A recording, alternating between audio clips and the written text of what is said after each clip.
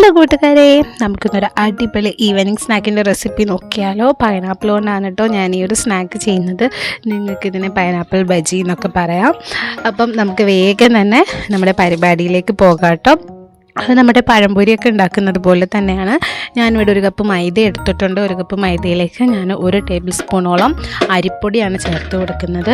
1 table സ്പൂണോളം അരിപ്പൊടി ചേർത്ത് കൊടുത്തതിന് ശേഷം പിന്നെ നമുക്ക് വേണ്ടത് കുറച്ച് പഞ്ചസാരയാണ്.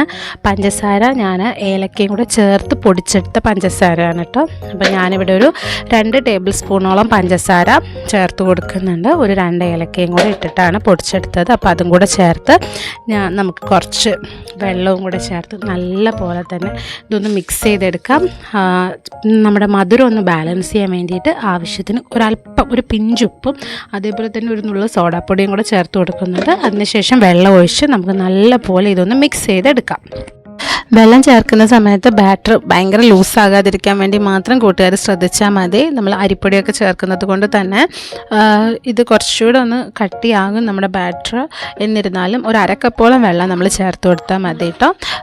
നമ്മളിങ്ങനെ നല്ലപോലെ മിക്സ് ചെയ്തിട്ട് ബാറ്റർ ഇങ്ങനെ എടുക്കുന്ന സമയത്ത് ഈ ഒരു റിബൺ കൺസിസ്റ്റൻസി എന്നൊക്കെ പറഞ്ഞാൽ ഈ ഇങ്ങനെ മടങ്ങി വീഴുന്ന ആ ഒരു രീതിയിൽ നമ്മുടെ ബാറ്റർ കിട്ടിയാൽ മതി.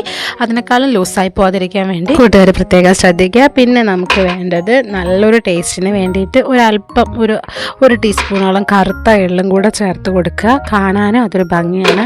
അതുപോലെ തന്നെ അതിനൊരു നല്ലൊരു ഫ്ലേവർ നമ്മുടെ സ്നാക്കിന് നമുക്ക് കിട്ടും.